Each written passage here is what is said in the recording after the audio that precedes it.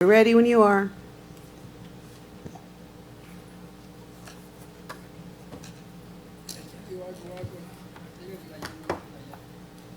Okay. Everyone's here. We're ready. All right. 7:30. Let's call this meeting to order. Good evening, everyone. Today is Wednesday, December 1st. It is 7:30 p.m. Welcome to the City of West Miami Regular City Commission meeting. Madam Manager, for the invocation, please. Thank you. Please rise. Let's bow our head this evening and thank our Heavenly Father, our Lord Jesus Christ, tonight for all the blessings that He has bestowed upon our city during such a difficult year. We pray for all our elected officials, our leaders. We pray for vision and we pray for good governance.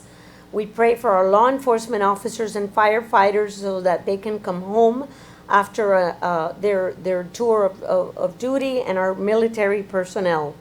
We pray for a blessed and productive 2022 in the company of our family.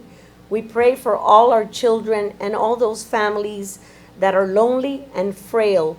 May God protect them and protect our city the rest of this year, and may we look forward to a new beginning in 2022. Amen.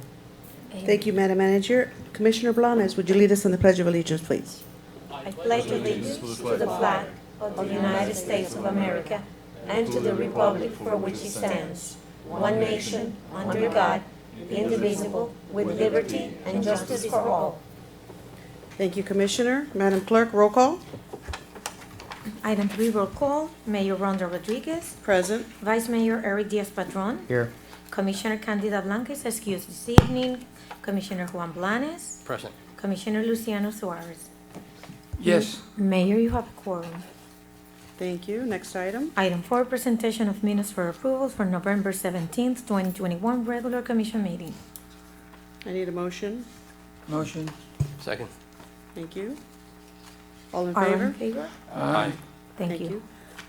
And Madam Clerk, I'd like to take out of order a very special item. Let's take 11A, which is the presentation, as our next agenda item, please. Yes, Madam Mayor.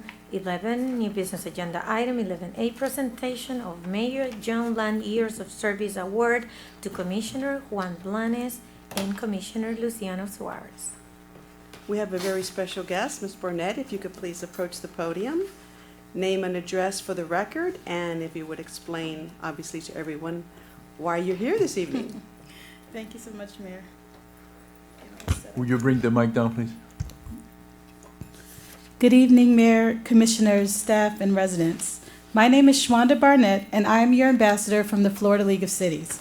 For the record, the League is headquartered at 301 South Bruno Street in Tallahassee, but I work out of our Orlando office at 125 East Colonial Drive in Orlando.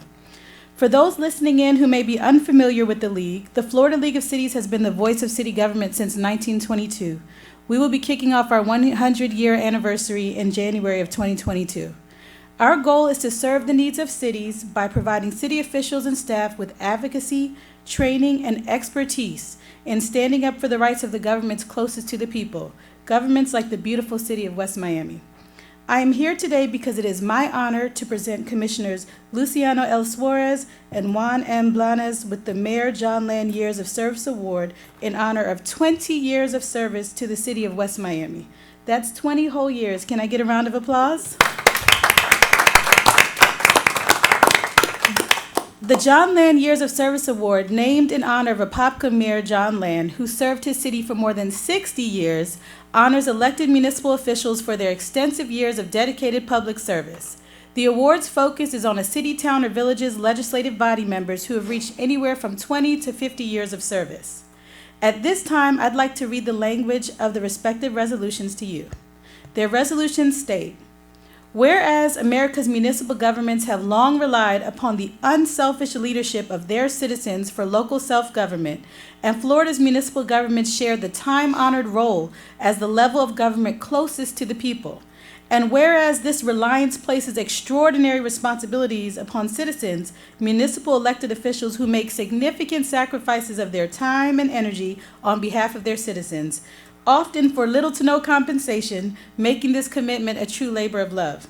And whereas municipal leaders strive for excellence in the governance of their city, town, or village and commit themselves to providing quality services, governing effectively, and working to improve the quality of life. And whereas the Florida League of Cities has named its years of service recognition in honor of John Land, the mayor of Apopka between the years of 1949 and 2014, a leader whose dedication is unsurpassed at the national and state levels, and who modeled the way for decades of municipal leaders. And whereas several terms in office is a high compliment voters give to an official, with these years of service come a strengthening of wisdom, discernment, and strong leadership skills that bring tremendous value to the municipal governments of Florida. And whereas Commissioner Suarez and Blanis have held office in the city of West Miami for 20 years and are recognized for this achievement, now therefore be it resolved by the Board of Directors of the Florida League of Cities that they are commended for their dedication to the city of West Miami and are hereby recognized as outstanding public servants in the state of Florida. I would now like to invite you forward to receive your pins and also your resolutions. I think that deserves a definite round of applause. Congratulations, gentlemen. The applause is for you. You coming from Orlando to deliver this to us. And let me tell you, you have no idea, through the years, the work we have been done. How many nights I used to go to my house and turn it on the TV and be watching TV until 4 o'clock in the morning because I couldn't sleep. Because I take the promise from the table with me. I'm pretty sure I got the same thing.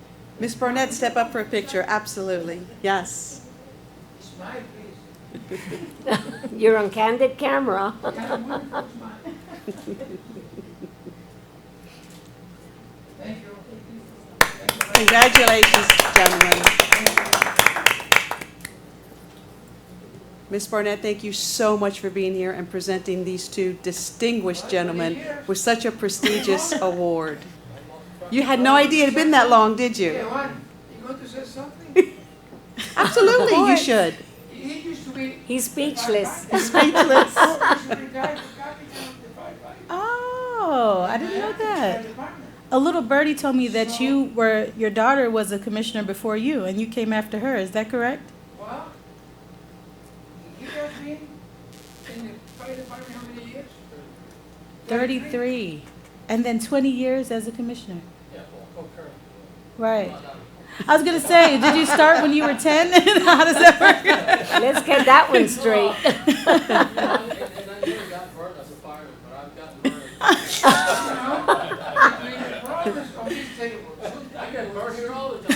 And the problem is he had the fire truck and the rescue. He couldn't sleep neither, I think. But they love what they do, Miss Barnett. If not, they wouldn't have done it this long. Obviously, They love what they do, obviously. and they do an extraordinary job, both of Well, them. we just want to thank you for your very commitment. much. Thank you Thank for you. everything that you do. Thank The you. Florida League of Cities appreciates you. You're very welcome. All right. You will come visit us. Anytime? Okay, I'll be back. And we will definitely visit you when we are in Tallahassee. I heard the manager talking to you, so we will definitely make that a point to stop by and visit. Well, to visit the league. I know you're not up there, but visit the league office. Okay, hopefully we'll be there at the same time. Again, thank you so much for being here. I know it was a bit of travel for you, so thank you so much. It was an honor, and you said that we were the first two that you presented to. So that's a great honor for our city and for our commissioners. Thank you again. Any words of wisdom? Well, I lost track of time. I guess 20 years have gone by really fast. But I like to say that it's an honor and a privilege to sit here and to serve the residents of the city of West Miami and this city. This city has given me a great life. It's given me and my family the best possible quality of life, and that's one reason why I sit here and I fight. I don't always get my way, but I try to make the decisions, you know, that are going to affect the residents the best possible way, you know, the best possible service with the least amount of taxes. And, you know, that's why I sit here, you know. And like I said, it's an honor and a privilege, and I will continue doing it to the best of my ability, you know, until I'm done. Thank So, you, Commissioner. and we'll see when I'm done. I don't know. Commissioner And Suarez? thank you so Well, much for thank you your very kind words. much. And let me tell you, the residents of West Miami are very special. Not only because it's special for us, because we're part of that, but very special because the sacrifice and the hard times we had here together, and how the city went through everything with the problems, and now we have a beautiful, small, very pretty city. So you see it, go around the city, all right? So what can I tell you? I can tell you thank you very much to the league, really. I appreciate that, and I think I want to. Thank you, Commissioner. Can Okay. I ask you a favor? Can you put these things back in there? Because, see, woman's always Mr. Q. start the problems. Quintana? Without a woman, nothing happens. Now, now, Do you want your pen? Oh, you already Yeah, I have your pen as well, Commissioner. You want to be pinned. see? And now for Commissioner Blanis. It's a pinning ceremony.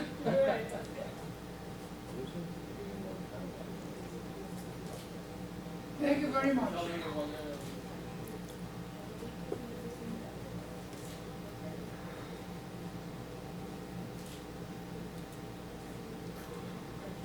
Thank you again. Great job, gentlemen. Did we see it?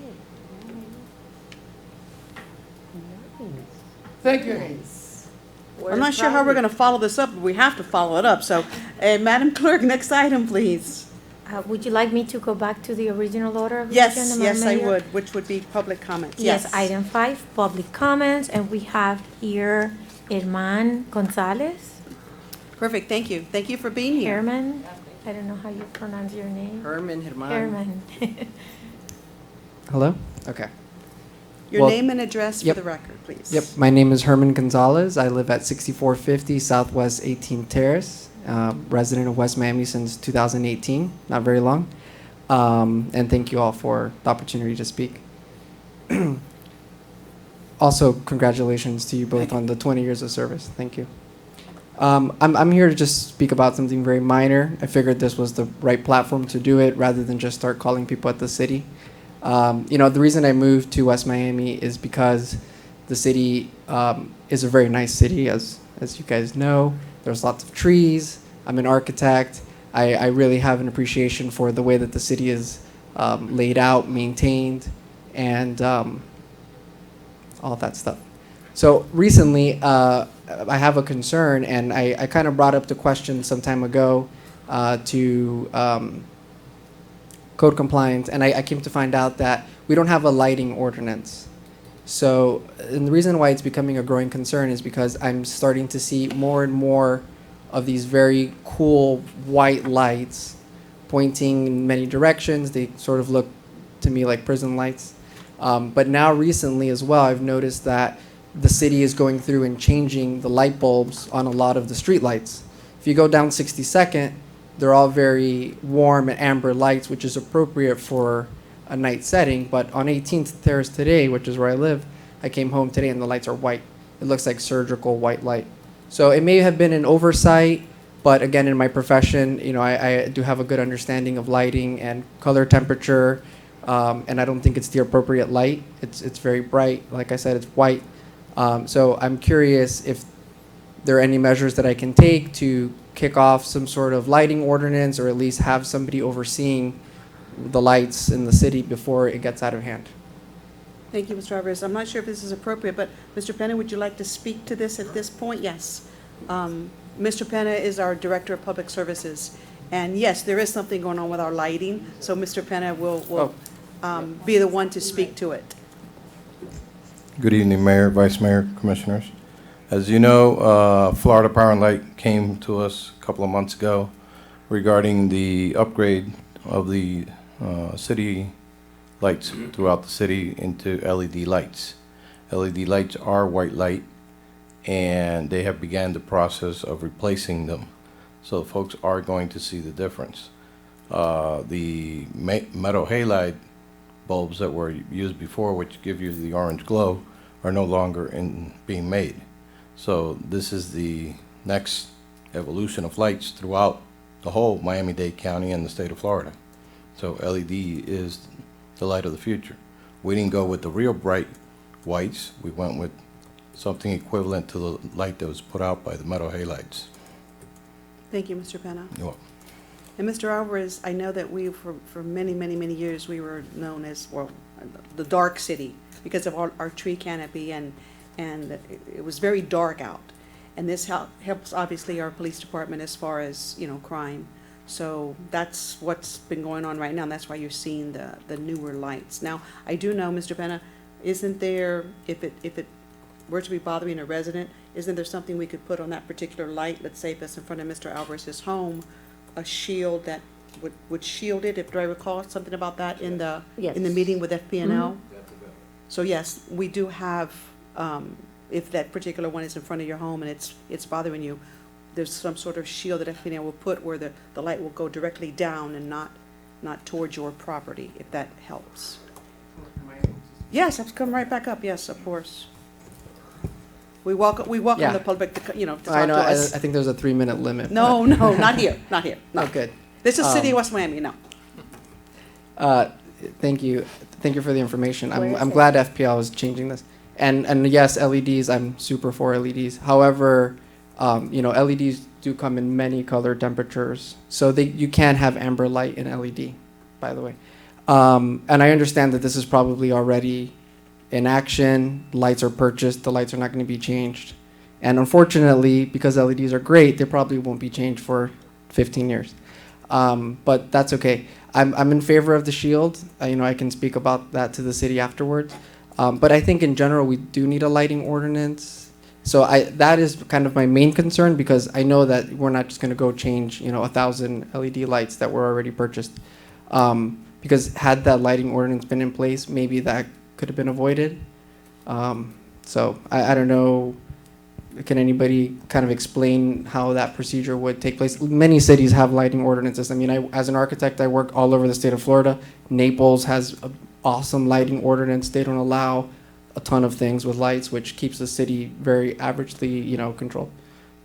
If I may. Absolutely, go ahead. It's funny because last meeting, this came up briefly, where we got the update that they were changing the lights, and I think you mentioned on your street they had changed on the 11th Street they had changed the lights, and I had asked you the question because I hadn't gone by at night. Is it too bright? And I was kind of asking that in just a little bit, but because you were saying how bright it was, but I've actually heard it now a couple of times in your area. In your area, I've heard it. It's a lot. Yeah. And unfortunately, I wasn't involved in those conversations with FPL, so I don't know, the process that has gone through, but I'll explore it. But in terms of that, I do think that we have to look at it, because I know that we're in process right now. The whole city hasn't been replaced yet, my understanding. And the shield is fine for his house, but what he's talking to as an architect, actually, as somebody with a design eye, is aesthetics of the entire neighborhood, which, does affect quality of life, and frankly, affects property value, because, Absolutely. these are the details that small communities need to pay attention to. So, in terms of a lighting ordinance, what you're asking for procedure, anyone, any member here can bring an ordinance, bring in a discussion, bring an ordinance. I don't mind working with you on that, to, using your expertise on that and talking about it. In terms of the current FPL contracts, I don't really want to go through it right now, because I know that those things are complicated. I'll get with the manager and with Mr. Penna, and we'll see if there's anything to be done there. I understand that the police need lighting to police the areas, but it doesn't have to be a parking lot either. It's, this is a residential community, and there has to be a balance between, pure public safety and aesthetics. So I'll get with them on that to see where where we need to make progress, and I'll get with you so we can bring it back, something possibly for discussion on what you're talking about. Sure. Yeah, I'll be happy to send you an email so you have my contact. Thank you, Vice Thank Mayor. you, Mr. Alvarez. Thank you, Commissioner. Yes, go right ahead, sir. Mr. Alvarez, let me, And Mr. Gonzalez, I keep saying Alvarez, it's Gonzalez. Why do I keep saying Alvarez? My That's apologies, Mr. Gonzalez. oh, Gonzalez. Yes, I said Gonzalez. Alvarez. It was my That's okay. error. That's It's okay. Gonzalez. I'm sorry, I thought, I don't know why I Because I identified. said it, I'm sorry. I led you astray. But there is some part of this conversation, of this idea, because you think it's too bright, right? You think it's too light. And well, the color. The color is yeah. too light, it's too bright. White. Too white. Yeah. But you know what? We have to put in consideration too, the opinion of the police department, because the security of the town, the security of the neighbors is important too. And I don't know, but I'm pretty sure they maybe have an opinion that this light maybe is too light, white. But for them to look and to know and what's happening, and for the security, is part of the convenience, because FPL, I think it did some kind of study about that, to put more illumination. I think this one of the ideas, to put that light, that white, because they want to see what's happening around, the security cameras, etc. I think it's part of the question. Yeah. I'm not telling you that I'm expert, I am not, but I Sure. have understand part of this bright white lights is to protect the neighbors, to protect, see the streets, see what happened. If they're stealing your car, if they're breaking your fence, Yep. etc. No, understood. Anyway, thank you for your preoccupation, you know. Thank you, Commissioner. Thank you. Madam Mayor, Yes, go right ahead. you know, I actually been thinking about the light that I have there on 58th Avenue and 11th Street. And I was joking about it the other day. I said it looked like a UFO. I mean, compared to the other one. So, and I'm all for security and for helping our police department, you know, do their job as well as they can. But you know, we need to have a balance, because I think that if all these lights get changed and floodlights, because this light is a floodlight, okay? It illuminates, you know, like a flood.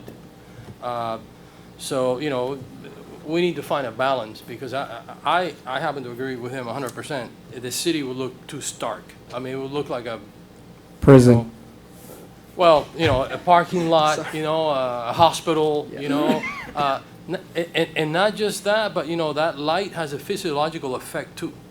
You know, when you're exposed to a very bright light, you know, you tend not to want to go to sleep. You know, so there's been studies about that. Actually, you know, that these bright lights can affect you physiologically. So. There's a possibility of maybe inquiring with Florida Power and Light if they can put, instead of floodlights, what do you call it, when they're pointed just straight down, what's it called? Floodlight and Directional lights, spotlights. Spotlight. So, I mean, I don't know, Mr. Pena, spotlights? Can you inquire with Florida Power and Light to see if they have spotlights instead of floodlights, spotlights? Because that would make it, that would make a big difference. I mean, if before you speak to that, you know, I think it would be almost unfair to, because he hasn't talked to FPNL. He has, you know, I think we got the information. My opinion would be that we now work administration see what's possible, because reason to tell us it's possible, it's not possible, his opinion, but at the end of the day, you know, we're not giving them a chance to actually talk to them. Can we get Florida Power and Light to pause? Yes, sir, I guess. That's what I was gonna offer. We'll ask. So we can regroup and maybe. We gave them the go-ahead, so now we have to ask if they could stop. When was it? Last meeting they were just here? Or Well, the they- meeting No, that was before? about They- 2 months ago, They Madam said it Mayor. was, Months ago, they time said it flies. was gonna be months. Yeah. you There know, was- like almost a year, and that's why I brought it up last commission meeting, because I was really surprised that they were starting already. I was under the impression that it would be like a year or so, the way that he made it sound, the Florida Power and Light But at that representative. meeting, I do believe if I remember correctly, he did talk about the lights and the brightness of the lights, if I'm remembering correctly. Yeah. He was pretty detailed in his presentation too. Yes. Yeah, it seemed Okay. like it was gonna be forever. So, why don't we all obviously meet with Mr. Penna, address your concerns? And I know the manager wants, and Mr. Bofill had a comment. Go ahead, Madam Manager. Thank you, Madam Mayor. My recommendation at this point would be for us to pursue Florida Power and Light and pause the program. And I would suggest that maybe we should offer a survey of change lights within one street where there's tree canopy and another street where there's not that much of a tree canopy, to see what kind of effect it has in different areas. And I think we should all, try to go out there and take a look at it and come to our own conclusions and see if there's somewhere of a balance that we could find somewhere along the way. They are ahead of schedule, Madam Mayor. I know that you and I and Mr. Penna met with FPL, and I know they made a very clear representation of what this undertaking would result in, because they're doing it in other communities as well. So what works for someone may not work for somebody else. So what I'm trying to do is, let's pause it, let's try to find a balance and not hurry in moving forward with the project. They did say, and I think you may recall, that they did say that they were going to start in January They started ahead of time. and complete the project sometime early spring. So I agree with all of your statements, and I think our recommendation would be to pause it for now. And then once they have selected maybe 2 or 3 streets citywide where they can, we can test, if you would, the lighting in different areas, and I think we can make a good assessment of how will it impact the city and the residents. Okay, Okay. perfect. Mr. Bofill, do you have something on this, or was, yes, of course, please, name and address for the record. And then you can come back for your item. Jose Bofio, 5750 Southwest 10th Street. I'm also an architect in the city. I've been living here for 15 years.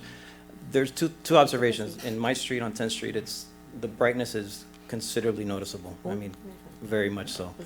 I think the height of the pole and the wattage of those lights may have an effect on foot candle. And foot candles, what gives us the lighting. That's what we need to make sure that we have the appropriate foot candles for safety.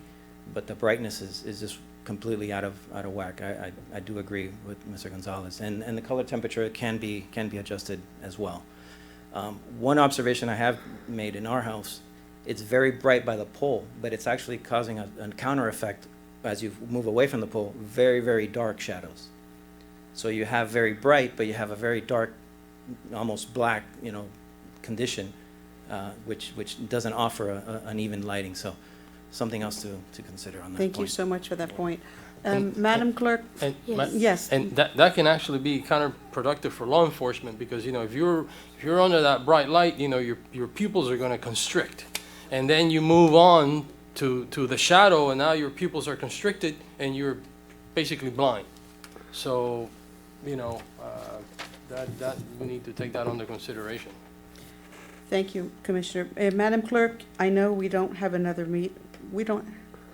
another meeting in December, No. right? No, So this is January our last 5th. meeting. could you put this as an agenda item as a follow-up for our first meeting in January, so we can get a status report as to where we are and what's been done? And For now, we will formally advise in writing the Florida Power and Light, and I will work with each and every one of you, and Mr. Penna will meet, we'll regroup, and take the necessary steps to protect the interest and the well-being of the city. And that way, we'll bring the report for that meeting so that everyone knows where we are on this. Right. And consequently, I foresee this occurring with other cities like City of Coral Gables, Pinecrest, Coconut Grove area. These are areas where residents pay a lot of attention to their quality of life and their surrounding and their aesthetics. So it's not just us. I think it's going to be a lot of other municipalities. that are- Okay, administration will get with FPNL, and then we will all meet individually with administration, and then we'll have the follow-up in January. Right. And in the meantime, I am going to survey as well neighboring cities that have gone to this type of lighting and see what kind of impact it's had, whether positive or negative, and what the feedback from the residents have been. So Perfect. we'll provide you with as much information as possible. Okay, excellent, thank you. Mr. Gonzalez, thank you. Thank you. So, first meeting in January, we will have a follow-up for you. If you'd like to be here or watch us online, you're more than welcome to be here so you can hear the follow-up for yourself. But thank you for being here and bringing that to our attention. And I believe we have another speaker on public comments. Madam Clerk? No, Madam Mayor. we Mr. have Bofill has an Bofill item, and- yes, and yes. Gonzalez. Galvio. Mr. Bofill, you had an, yes.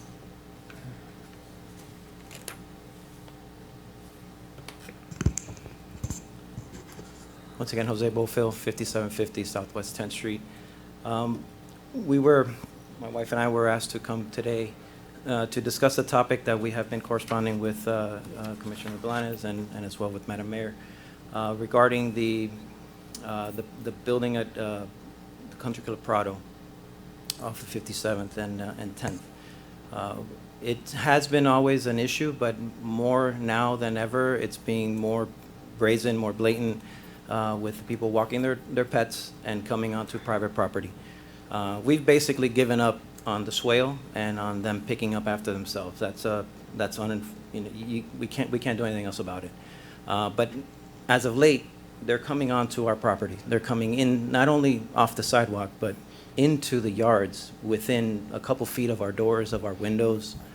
We've taken some photographs and shared them with the commissioner and with Madam Mayor, and it's just a problem. I mean, just yesterday we were out, putting up our decorations, and we see one individual in our neighbor's yard, within not even 3 feet of their window. This guy's dressed in all black. I don't know this man. I don't know what they're doing. I don't know if they're using their dog to gain access to look into.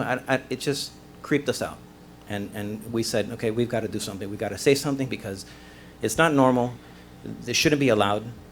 They need to be notified. They need to be put on notice that this is private property, and we don't want them in our yards.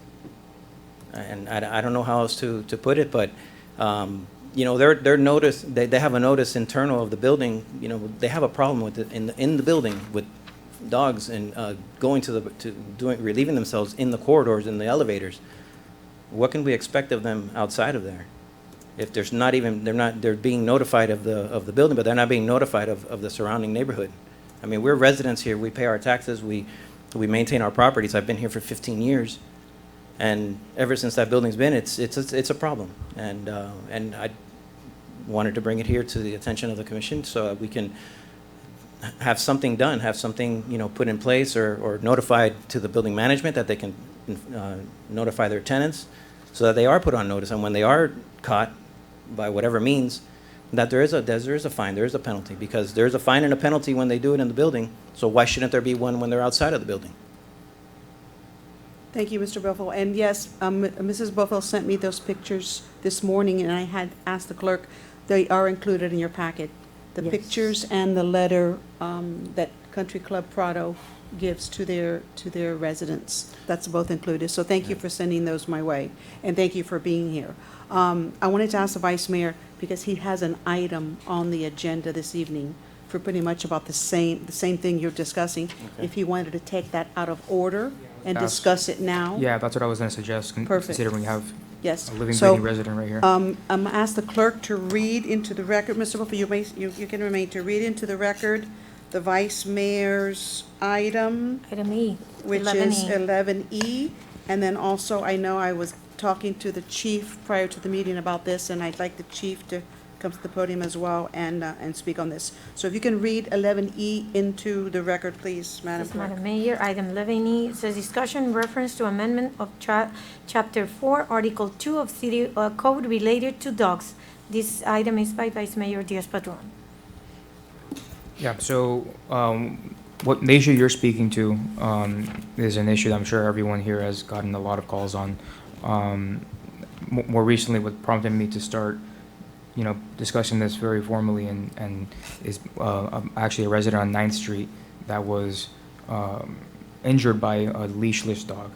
And she didn't report it because, frankly, it was an accident. There was kids from the building, but it wasn't malicious but it was a problem, and it's a problem that she encounters a lot. And obviously, the defecation for the dogs there on 9th Street is even worse than on 10th Street and next to the Club Prado building. But all three corridors, 67th, 57th, and 8th Street, have major problems. I was talking to the manager about this last week. There's a problem everywhere in a sense, but it's really centralized near those buildings because they don't have yards themselves. So what I was proposing is we have to start, first things first. Our ordinance actually doesn't really allow us to enforce any fines, even if we catch them in the act. I'm reading it basically becomes a nuisance, and you have to go through a nuisance process. It's not clear you're caught. In fact, our ordinance doesn't even talk about if they do it on private property. It's about public property. So the first things first was changing the ordinance so you can actually enforce it, setting a fine to that. And then we have to go, and I think taking steps. Number 2 would be to put very public notices of the new ordinance once it's passed with a fine structure. The second step would be really enforcing on the buildings, really clamping down on the building management to get the residents in line. Which again, I've been an advocate that we have to be a lot tougher on the buildings in a lot of respects because they use our public property for things that should be self-contained a lot more than they should, and a lot more than they help out with. So I think that's step number 2, and then I think we have to have a frank conversation too in terms of receptacles, things of that nature. I know what you're saying in terms of you're giving up on people picking up their own. It's a moot point. You can't even start thinking, but it's the private property aspect that really brought us here today. Because the swales, yes, we have to maintain them, but whatever. I'm not going to get into anything on that. But when you come out of your home and you have a dog or you have a person, because now it's not just the leashes that extend; they're physically coming into the property, right, within a few feet of your front door, of your windows, of your bedroom. That's where we are. Where we don't have a very deep front yard, and it needs to be respected. That is private property, and we need to do something about that. Right. So the issue you're talking about is it's part code enforcement, part police. I mean, what you're talking about is just people trespassing. Absolutely. And so that's going to be something that I know the chief is doing something there, but that's something that the police department is going to need. We're going to need to talk and see what can we do to start alleviating that problem. Yes, If you want to go ahead, yeah, Yes, absolutely. please, Chief, please. And then let me just finish so I don't have to talk in. The proposal that I'm discussing today is to try to start making it easier to actually enforce on the defecation stuff, because our ordinance right now just does not cover it and it's unenforceable. So that's the part that I want to bring forward, and then set a fine to it, and then bring it for first reading, hopefully next meeting. Can I add something? Sure, go ahead. Also, I don't know if we can do this at this time, but I know that a lot of these buildings allow the tenants to have 2 and 3 animals. And they make money that way. They charge $50 more a month to have an additional animal. So I don't know if we can do this, Mr. Attorney, but tweak the ordinance where they can, if you're in an apartment in the city of West Miami, you can only have one animal. That's it. A parrot, a cat, or a dog. We that's it. have talked about that. Or and fish. Let's address that next. Let's stay Because on the that one adds, subject. that's adding to. Of course. to the- I know the Of course. condominiums, if I may, Madam Mayor, I know condominiums have regulations where the pet has to be a maximum of 30 pounds. We own a townhouse, and and so those are part of the rules. So when I rent, I have to abide by the rules, condo rules, or I get fined. I want to hear from the chief on this, Then- on my then- item, but So- I will say though, to your point, that actually is already a rule at these buildings. Now, you see the dogs. They're It's huge. not enforced, It's just not. but it being is a enforced. rule that they already have on their books. So that's another, it's not our rule, but it is their rule, and it's just not enforced. Okay, thank you. Chief, go right ahead, sir. Good evening, Madam Mayor, Mr. Vice Mayor, and Commissioners. Carlos Avila, Chief of Police, City of West Miami. I agree with everything you've said, Mr. Vice Mayor. I mean, there needs to be some kind of ordinance because we have no ordinance at this time. Public Works does go and handle it under a nuisance, but then there's questions about, due process, if you will. So having said that, the trespassing, there is a trespassing law, but it would not apply for a dog defecating in a yard. Trespassing you have to have an intent to commit a crime when you charge somebody with trespassing.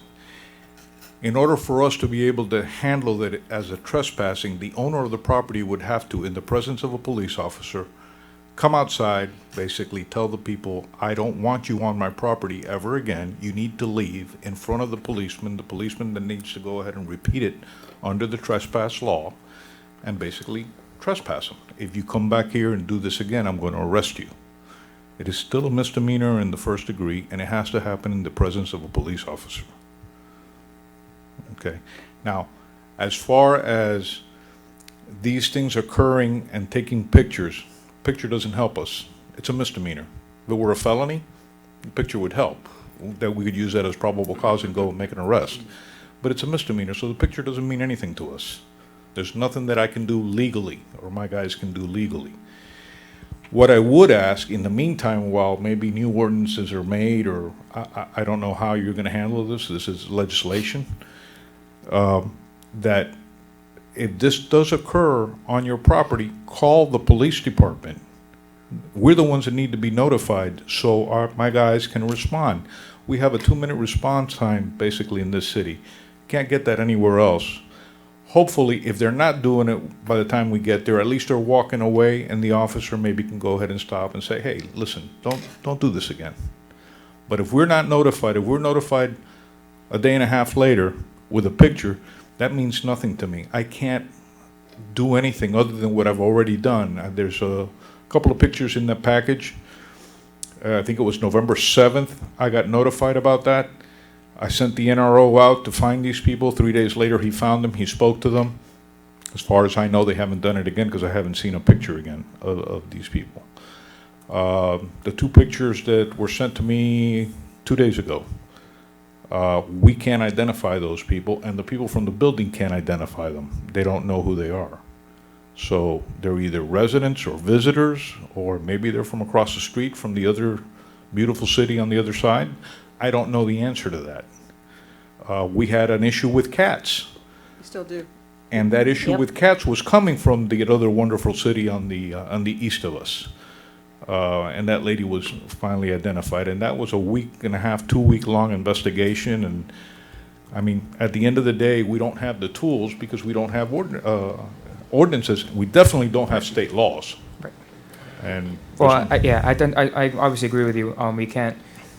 There's no way. Well, first of all, it would just be nuts to start charging people with trespass. Those are very No, and complicated, I mean, things to do. But at the end of the day, it's not a it's a trespass just because they're on the property. But Yeah. the only reason they're on the property is Right. to let their dog defecate, right? So it's a defecation problem. Correct. So, what we're talking about is putting a clear ordinance so it can be enforceable. And I think after that, I talked about signage for notice and all that stuff. I think maybe what the chief talked about in terms of, call your guys over because we're response time.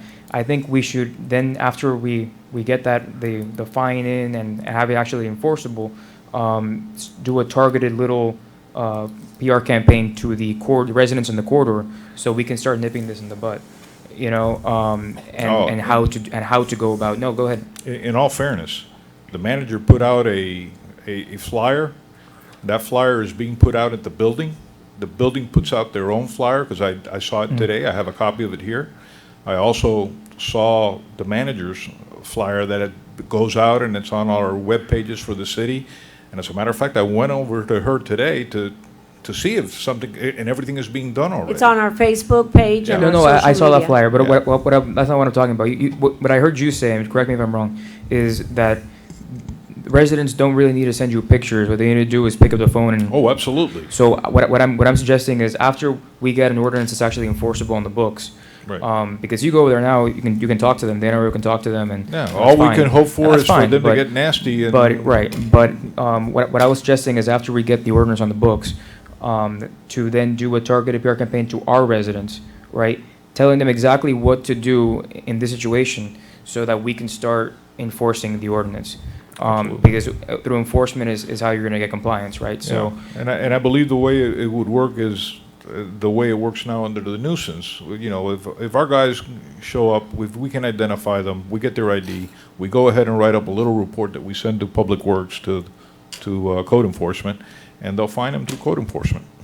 So what I want to do with this first step in terms of getting the ordinance in the books, is I have a model here that I want to work with the attorney to make sure that we get everything clarified. Actually, if I Yeah. could, correct me if I'm wrong. Go ahead. We do have an ordinance. We have It's an just ordinance. You're rewording it. Ye- You're making it a little stronger. But Making it we stronger. do have an ordinance I already. mean, right, the ordinance doesn't even Doesn't cover have any private teeth. property. It doesn't cover private property, doesn't- or it doesn't set a fine Right, so, either. but we do have an ordinance. So and I keep hearing we do. We're just adding more teeth to it, and you're rewording it. I mean, what I meant by we don't have an ordinance is it doesn't have a fine and it doesn't cover private property. So this ordinance, if you were to try to use it on his lawn, on his private property, you wouldn't be able to enforce it. It actually literally, it spells out every place that your Yes, dog can't yes. defecate, But and it- it doesn't include private property. Well, But we're that- saying we have an ordinance now, we're just not able to enforce it. It's Right. been on the books for years. Right. It's just, we haven't been able to enforce it, because it does speak in particular about the swales. Right, And and the we swales. just haven't, the problem is enforcing it. I mean, we can make it as, Right.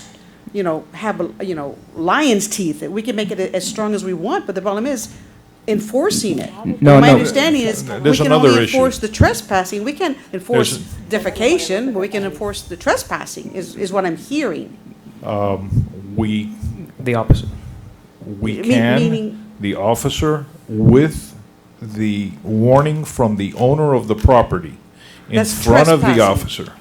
And I don't think that's what the residents want. I don't think the residents It's gonna want put them in a to, little bit of a precarious. then there's no way. You Position. cannot override state law and make an ordinance overriding state law. If I may, because I do want everyone to be on the same page. The ordinance we have in the books, and I'll just quickly read it because it's important.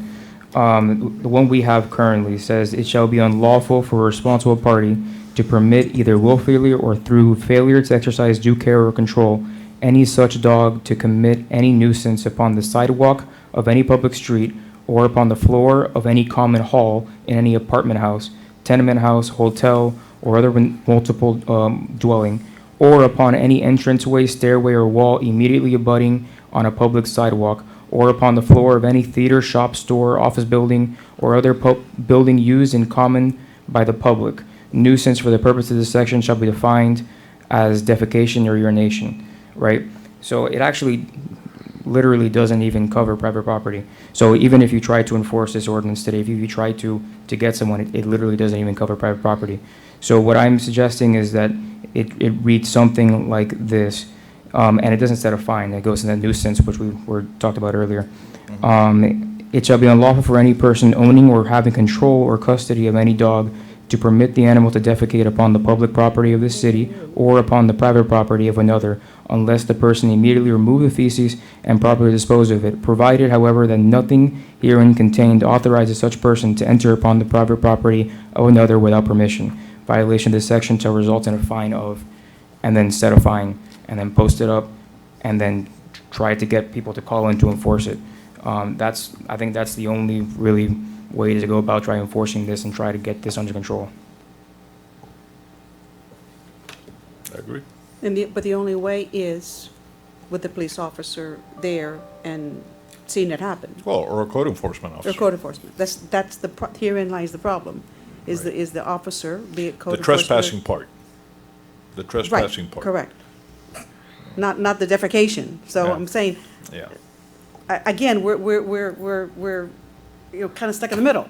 How do we help these residents? Even with the vice mayor's intended language here, it's wonderful. But if they're not caught, how do we do it? Obviously, you're saying pictures. We can't rely on pictures. So other than code enforcement or the officer literally witnessing this, Yes. what do we do? I mean, we've been talking about this for so long. Yeah, that- I don't know the answer. It's very frustrating. I know, I'm kind of, So video and pictures, pictures Can't don't. use them. You can use them for code enforcement purposes, under nuisance, if you can identify the person. and we cannot change that because of the state law. Yeah, state law, trespassing is trespassing, that's what the state No, I law mean, is. pictures and videos. So we No, can, I'm talking about making an arrest. Remember, we're law enforcement, we make arrests, we don't find people. But Chief, you're saying, so code enforcement can use the pictures? And They under can the use whatever- nuisance- Under the nuisance, They can probably use the picture, but in order to do that, they need to identify. They need to go and investigate, they need to find the people, identify them for sure. The person's gonna have to go ahead to send the picture, come in here in front of a board, I guess, Talking about the nuisance. for the Code com- nuisance, yeah. that would fall under code For- compliance Yeah, then. code compliance, whatever format we have for code compliance. Mr. Bennett, do you want to speak to code compliance? Is that something we can do? I mean, these people have due process, not the dogs, Right. but the person. We're not finding the dog, we're finding the person, so they have due process even under code enforcement issues. So So if a resident they're sends gonna in a demand a pic- hearing. If a resident sends in a picture, we can submit the picture to code compliance, right? And And they then would- what happens? They would need Talk to me about the investigate, process. they would need to investigate, try to identify the person, and then go ahead and use that evidence to go ahead and find them. Identify the person as in going to the property manager and. Well, if it's the property manager, but I beg to differ with everybody else here. It's not only it's not only It's the not- buildings. It could be it could be It other could be a residents. regular resident, it could be somebody from Coral Gables. Correct. Good luck So- trying to charge them with anything. No, I agree with you there. I was just saying I mean, I've seen it because I talked to them, you've seen it. It's more it's more like, Sure. there's more of it. There's more of it. Do we That's have it. more of that now than we did before? Yes. Yes, absolutely. Yes, yes. Like I said, the first people that the picture was sent on November 7th, we identified them. They came from the building. They were told, they were warned, and don't do it again, and it appears that they have complied until now, just like the cat lady that used to come to feed the cats. She's never done it again.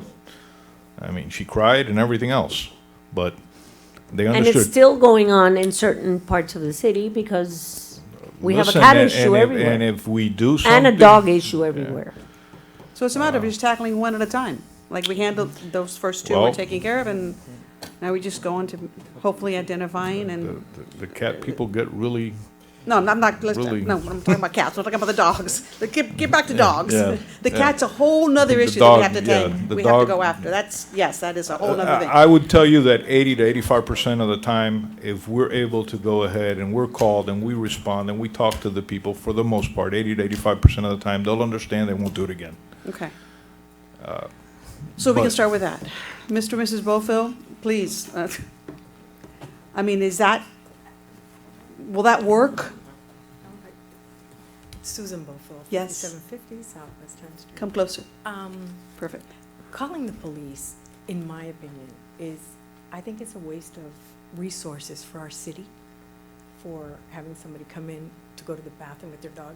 If somebody comes in as trespassing and we see something's really seriously wrong, then they're gonna have to deal with us, which is probably gonna be far worse at that point when the police is called. Having them come into our yard to go to the bathroom and contacting the police every time that they step foot, I would think, in my opinion, I would think that quite possibly we would want to notify the building that this is happening, because you know it's happening, which was the point of the pictures. The point of the pictures was not for you to go to arrest somebody. The point of the pictures was to let you know, we have a problem and it's getting worse. It's getting more brazen, they're in our property. They are in our property. That was the point of the picture. I'm not a photographer, I'm not a professional photographer. My camera is old on my iPhone. I happen to snap a picture when it happens, when I'm hanging Christmas lights on my balcony. From the moment I got home to 2 hours later, 3 hours later, those pictures that I sent, just happened in one day in the course of this is what my husband and I were doing outside. It's just to bring the attention that it is happening. If the building could send a notice to their tenants that they cannot enter the private properties, instead of going to the police first, wouldn't that be a nice step to take? To let the building notify their people the same way that they can't go to the bathroom in their own building, that they can't go to the bathroom in the private property of the neighbors? We can definitely do that. Because I don't see why we can't take that step first, instead of wasting their time every single time somebody's going to the bathroom and having them run out. Yeah, I mean, we can definitely do that. Madam but- Manager, but- we can definitely do Yes, that. definitely. Can we get something Definitely, written up immediately. immediately? Right. And, Yeah, we'll be calling you in the morning, after work, and right before they go to bed. I mean, understood, yeah, we completely, can set your watch to it. completely I mean, understood. I do hope residents do go through that process, though, because it will help actually alleviate the problem long-term. And, you know, I'll tell you, I have a lot of experience with the building managers of these buildings. I can say that when it comes to the private residences on the city side, they're not the most, caring people for that. So I'm sure they'll put something out. Whether that's the last thing they do will probably be that'll probably the last thing they do, right? We'll put our notice out. They're not going to be checking on their people. So any action that has to happen has to be enforced from the city side, unfortunately. So my opinion, I think we take one step at a time. I'm sure like the mayor asked, the manager, I'm sure will put out the notice to the buildings, to put out a notice to the residents. And I think that we take one step aside from the city side, including revamping the ordinance, and then going from there, working with police, working with code enforcement, and the residents.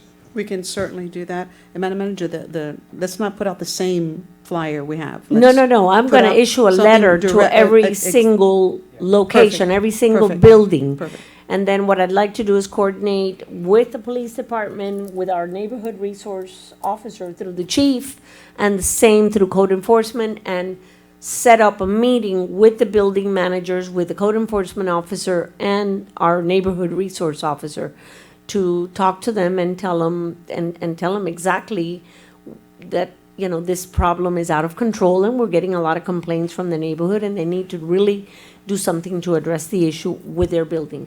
Officer Also- Alvarez has had great success He has. in communicating He has. with these buildings. So He let's has. continue building upon that Right, because and- it's working. And I would have a question, and I just discussed it privately with Commissioner Blanis, and maybe this is something the attorney can guide us. In the future, moving forward, can we as a city set some parameters for dog ownership or cat ownership or whatever pet is allowed, and put a maximum number of animals and a maximum weight, believe it or not, that would perhaps help to curtail the situation.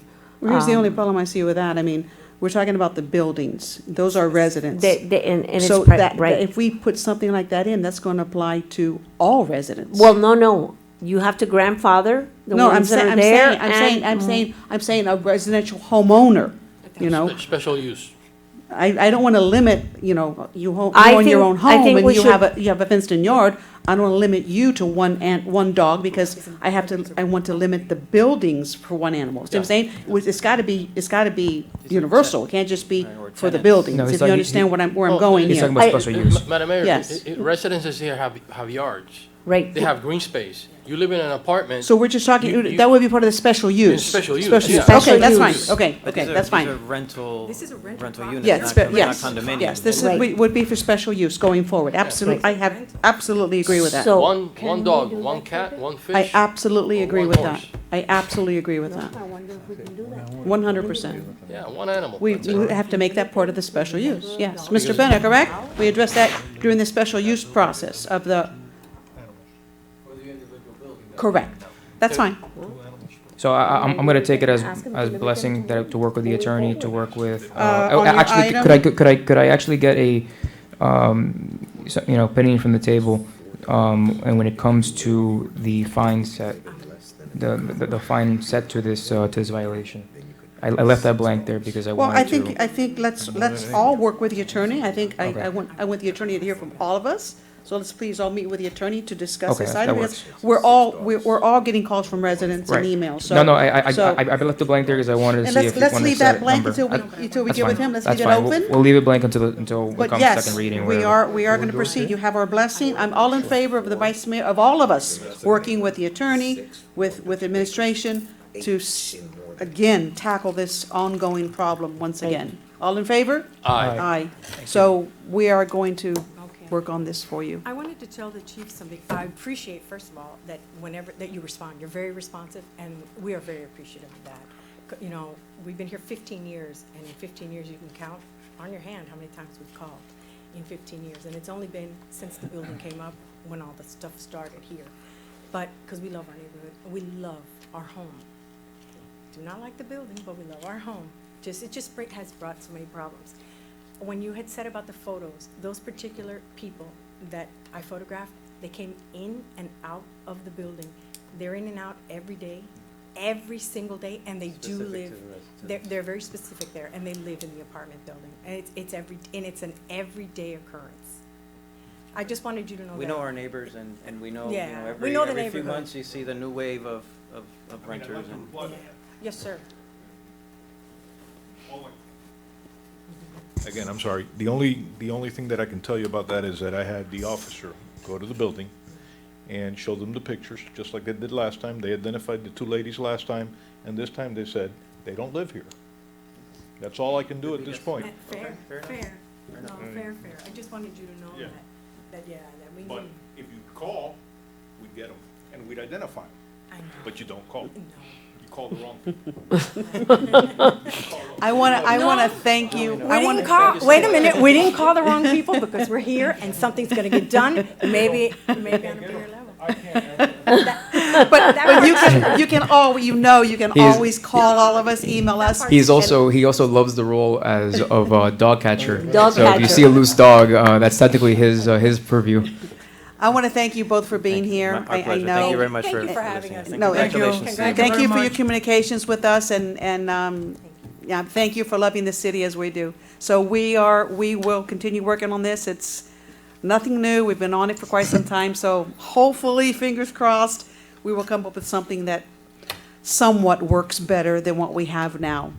Okay? Thank you both for being here. Have a nice rest of the evening. Good evening. Okay, so we'll all get with the attorney and Public Works and continue working on this, guys. That's all we can do. We can't let it go. We gotta stay on top of it until we can come up with something that works for everyone, hopefully. Okay, thank you. And thank you for letting me take yours out of order. I wanted to put it with that. Madam Clerk, let's go back to the order of the agenda, please. Yes, item 6, report of the city manager. Thank you, Madam Mayor, Vice Mayor, members of the City Commission. I have a written report and a couple of things I need to add to it since I have gotten some updates on other matters that need your direction and for the purpose of information. The first item in my report deals with fiscal year ended September 30th, 2021. Today, I'm real pleased to discuss the report with the mayor and share the report with the mayor and city commission. The finance director submitted the trial balance to the city's independent auditors. This said, we suspect that the audit process will be commencing very shortly. The financial statement, the unaudited raw general fund balance had ended up with an additional $256,910 in revenues over expenses. And this has triggered an increase in our unaudited fund balance. We're very close to hitting a $2 million unreserved, unrestricted fund balance in the city of West Miami. And that speaks volumes to where we were a decade ago. Those numbers are subject to adjustments and changes by the auditors. As prescribed by city charter, I have to report the finances of the city to the commission from time to time, and what better time to do this to bring the good news as we end 2021, moving forward into a new calendar year. Our cash on hand has improved as well. At the end of November 30th, 2021, that was yesterday, our cash on hand after paying bills through November 30th is $1,584,469. And again, that took into account all the payables through yesterday at the end of the business day. Generally, and in past years, we operated with a negative cash flow. So it was not until about between 3 and 5 years ago that the city has been able to build its cash reserves. This has been a milestone accomplishment, but it was accomplished by being frugal and responsible and maintaining expenses as modest as possible, meaning needs over wants. We also achieved the building of cash reserves after several years of comments in the city's audit expressing the need to build cash reserves to match our financial statements reserves. Ladies and gentlemen, we're there. We're almost there. Today, we can unequivocally report to the mayor and city commission, as well as our city residents, that we are on the right track and this effort must continue. Attached for your review is a breakdown of all city enterprise funds for fiscal year ended September 30th, 2021, showing all of our unaudited positive fund balances for every enterprise fund. And all of them are unaudited, but they show a surplus. Now, here comes the auditors and they'll be, making adjustments. You have depreciation costs that play a huge role in your utility funds, so we need to be very mindful when that comes to you by way of the formal report. If you would like, we are pleased to sit down with you individually and go over the finances of the city and answer any questions that you may have. But I can't go on without thanking the mayor and city commission and all of our department directors, and especially our finance team, for the work that has been accomplished and for making wise and prudent decisions along the way that have really assisted us in bringing us back to financial stability. We have every intention to stay the course. That concludes that portion of my report. The next item is our holiday calendar, our holiday reminders. We have calendar due for the senior citizens and the city employee luncheon during the month of December. As we get closer to the dates, we'll be sending a reminder. We've also calendared the observed holidays for the month of December 2021 for non-essential personnel. And in closing, my report this year reads as follows: 2021 in review. If I may read this paragraph, I think it's important that we recognize what this city has accomplished. As 2021 comes to an end, I am blessed beyond words to work for such a distinguished group of elected officials who genuinely care for the city. We have grown in projects, grants, park improvements. We've been able to fully staff all our city departments. We have accomplished purchases of equipment. We have added over $3 million from impact fees to our parks and recreation over the last 7 years. The city awarded phase 1 of the replacement of the potable water system at no cost to the taxpayer. We have replaced pumps that help with operating our sewer and stormwater systems. The mayor and city commission have acted on approximately 60 resolutions during 2021 that include acceptance of grants or awarding contracts to include the recent American Rescue Act program, which now has assigned projects that will become the legacy of this commission at, again, no cost to the taxpayer. We have made strides with employee increases by recognizing their work and dedication. We have sheltered our senior citizens by ensuring that they have had a nutritional meal during the past few years in the middle of a global pandemic.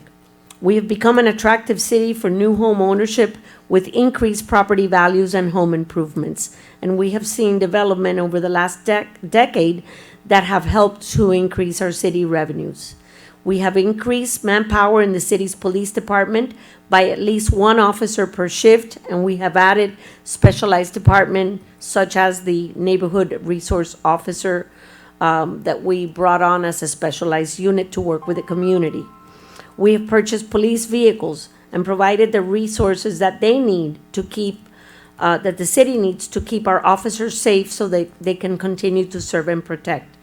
We added a freebie service that will now expand its boundaries. We were able to reopen our summer camp program and our after-school care as well as our community center. For a city our size and limited resources, I feel that we have accomplished a great deal and there is so much more to come. That is all a reflection of your vision and your support throughout the course of the year. I look forward to a healthy, prosperous, and productive 2022. That concludes my written report. The next item and attached to my report is a press release. Madam Mayor, I sent you a draft of this flyer today where we will be inaugurating the upgrade to the freebie service by introducing the new Tesla vehicle, Tesla Model X vehicle. And this vehicle will prove to be an excellent resource to handle the extended route that was approved by the CITT office. The description of the vehicle is in your press release, and with your approval, we'd like to publish this information to the community by using our social media platforms and sending email blast and publishing it where possible.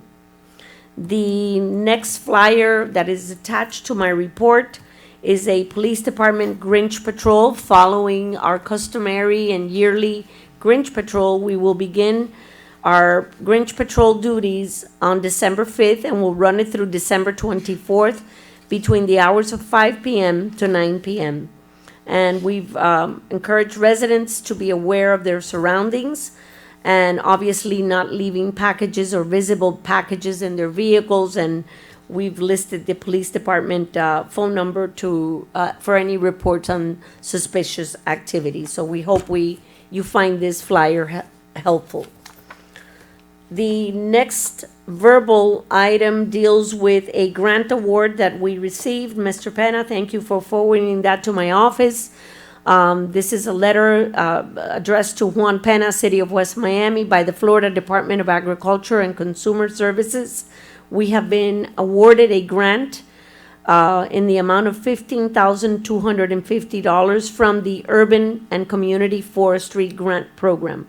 We did put in the match dollars in this year's budget, which is a 50-50 match. So we're going to have a project valued at $30,500 for next year in forestry, for forestry needs. As soon as we get the email, we'll bring you the agreement so that it can be adopted by resolution and we will sign it on behalf of the city. So this is great news. The next item, Madam Mayor, I spoke to you late this afternoon. We need a proclamation, and I don't know whether you feel it would be appropriate to add it to the agenda this evening.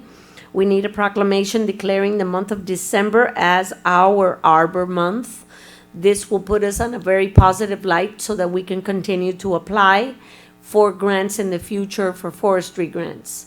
And at some point this month, before the end of the month, we need to have an event, even a small event, planting trees or doing something that recognizes our Tree City designation as well, because this helps us with future grant applications. And I'd like to talk to you, I had a thought about, after we talked about that, but let's first address the proclamation. Yes. All in favor of a proclamation for Arbor Day? Aye. So that you have our approval for that, because I know I it's- will work with the clerk then on the language, Madam Mayor, for your signature. Perfect.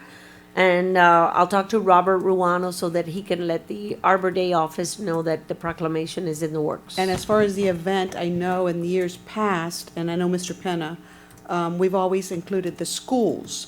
However, the schools, I don't think they're back to their field trips yet, so I don't see that, I don't foresee us, having the schools present. So I was thinking, and since we have to have an event, why don't we, obviously this will be those that are able to physically, let's invite some seniors and do this with with our seniors. If Okay. some of them would like to be there for a tree planting event, wherever Mr. Penna deems, appropriate. And that way we can, instead of having the children, we'll have the other, we'll go all the other way. The grown-up We'll have the children. seniors there. Yes. And obviously Yes. those that are capable of being there, course. physically capable. And that way we can have the event with them there and, maybe they can get a little shovel and whatever. help us plant let's that just, tree. Let's just surround the event, something very small, not all of them. Get with Evelyn and see if we can do it with our seniors. Do you all like that idea as opposed to the school children? Because this year I don't think the children will be able to do it. With the seniors, okay, that's fine. So let's Okay. see what Evelyn thinks and maybe do a very, I'm sure very small they will scale, welcome it. very Right. small scale event. And we're gonna start taking them on With field the trips seniors, slowly but right. surely, Tai Chi classes. Yeah, so this is We're perfect. thinking of outdoors and indoors so that they can have, I don't think they've ever been a part of our Arbor Day. It's No. always been the school children. So correct. this year let's do it with the seniors. Good, Sounds- thank you. I'm glad Thank you you. all like the idea. Thank you, What else? thank you. This That's is it. it? That concludes Any my questions? report. Madam Manager, I do have a question. When I saw the freebie flyer, it reminded me. Did you ever get any feedback from Jason on those wait times that I was very concerned with? No, in I the did last talk to report? him on the phone about it. He's gonna look into it and get back to us, so I will be reporting on that. Especially now with the expanded route, I don't want Correct. those to get Right. worse. Well, and And I people want- rely on that And I want to transportation. know what to- happened, that Yes. those are unacceptable wait times for the size of our city. I did mention it to him during our phone conversation. He was gonna go back, look at the timeframes, and get back to us. Perfect, So you perfect. will have an update on that. Perfect. Any other questions for the manager? Okay, that's it. I don't have any other questions either. All right. Thank you, Madam Manager. Next item, please. Item 7, report of the city attorney. Yes, there is a report of the city attorney. On August 2nd, 2021, the Professional Law Enforcement Association of Miami-Dade County, there is an acronym by the name of PLEA, filed a representation certification petition to the State of Florida Public Employees Relation Commission in order to seeking to become the bargaining agent for public unit for the Public Works Department personnel, which are employed by the city of West Miami. After the petition was found, there was a commissioner, a hearing officer appointed. On September 2nd, there was a notification by another bargaining union, the Florida Public Employees Council 79, that they had represented as a union back in 1987, the city of West Miami. However, this unit apparently either forgot that the city of West Miami existed or simply abandoned the city representation. But nevertheless, they have been certified by the Public Employees Relation Commission.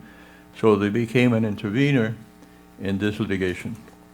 On October 27, finally there was a hearing after many requests for productions and motions, etc. And today we received, on the 29th, we received an order that basically says that an election would be, there's a recommendation to the commission, and the commission will order an election to become to fruition.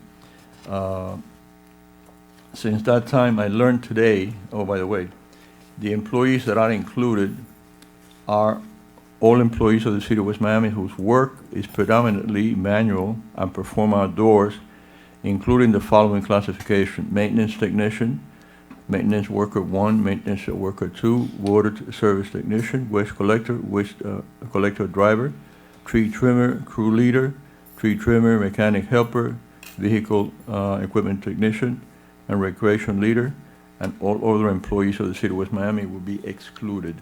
However, at some point, the attorney for plea, they demanded that every single classification for every single employee of the city of West Miami be filed. So that was quite a chore, because we had to redo the classification up to date, because the classification that we had was obsolete. and the administration took long hours to prepare that. Now, the expected election should be forthcoming quickly.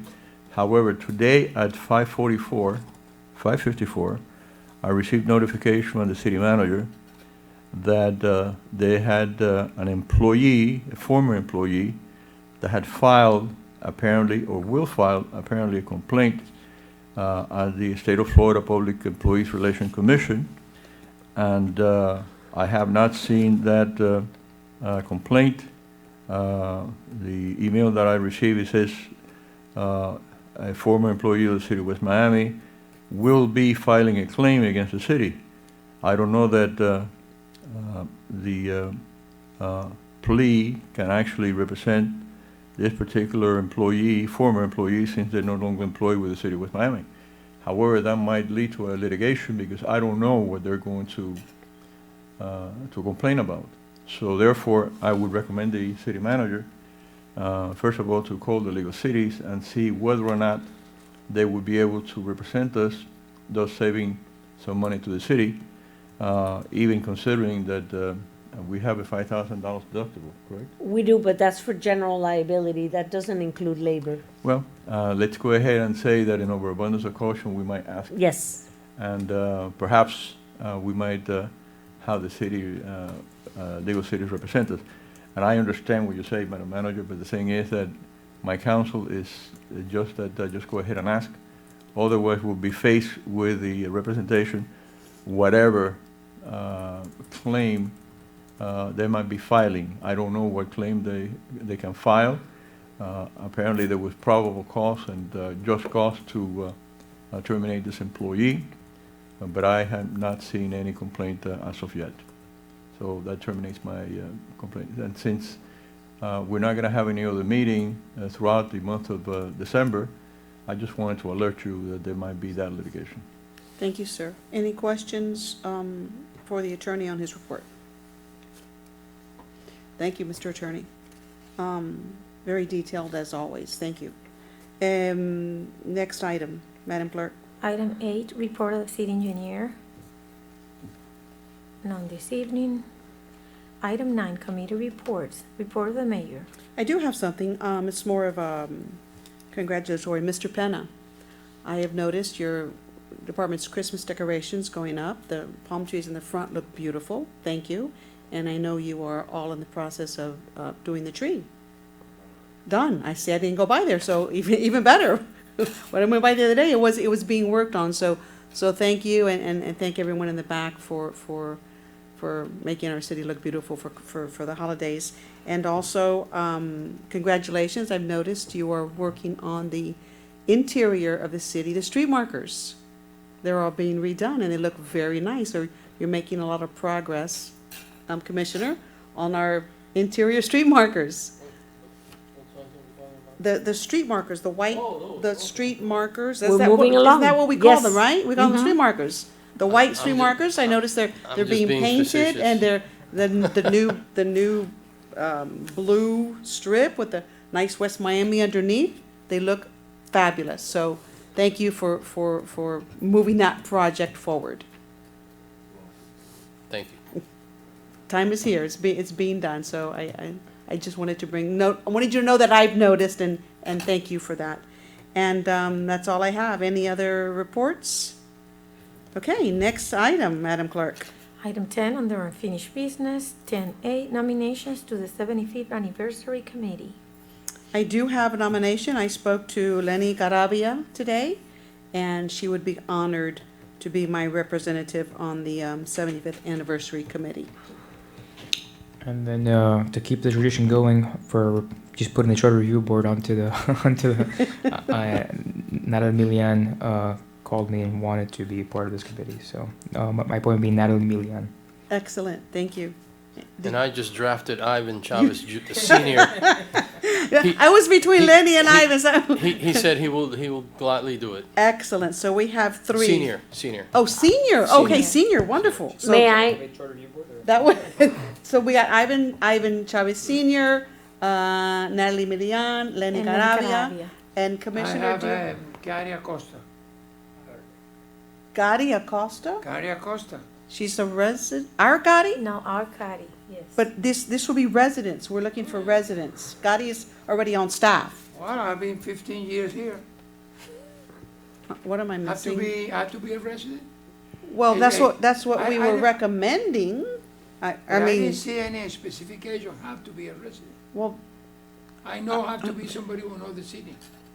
I recommend her. An employee being also a member of a committee? well, that's not what the intent was. The intent was, when I brought it up at the last meeting, was to have our residents represented on this committee. That was mine. That's what I was trying to explain to the commissioner, that Gotti is an employee. She's already going to be part of the planning. But I wanted all of us to come with a resident. That was my request. So I'm not sure.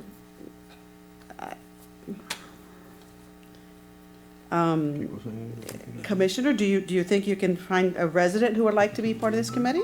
I'd like to hear from the No, I residents. recommend, if the table do not accept her, then the table have to tell me that they don't accept her. Well, she's already Personally, on staff. Personally, I don't necessarily have a problem if she wants. I mean, I'm assuming these meetings aren't going to be during the day. If she's willing to come in after hours and help in the planning in that scenario, as not an employee, as a member of the public, I don't have a problem. I've seen, employees in, for example, the county serve on county boards often.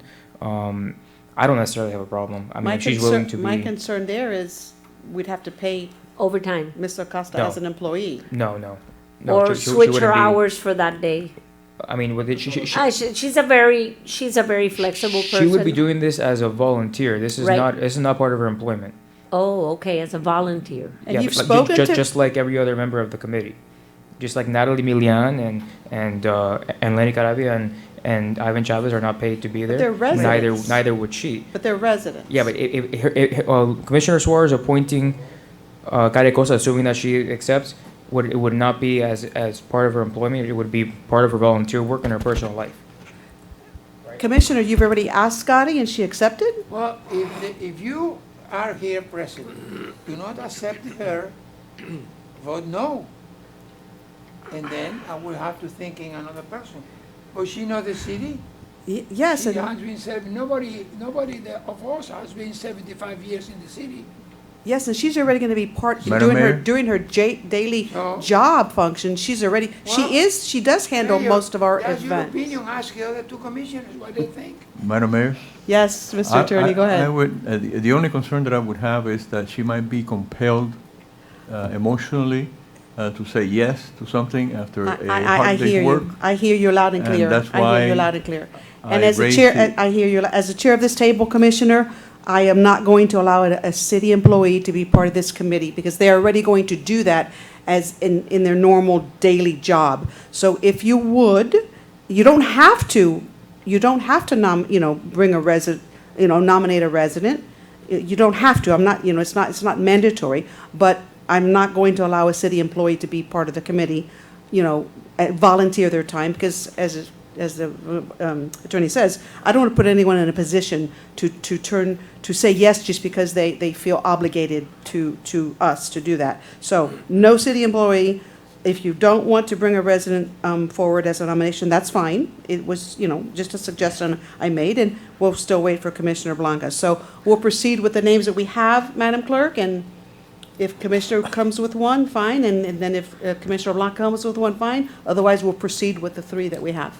Yes. Madam Mayor, Commissioner Blanca advised me this afternoon when she called in that she was under the weather, that she would like for us to present her nomination to the board. Oh, do you have it? I do. Excellent. Who is And it? that is Eduardo Muiña. Okay. That's her That's it. nomination. Then we That's her have, nomination. we have that.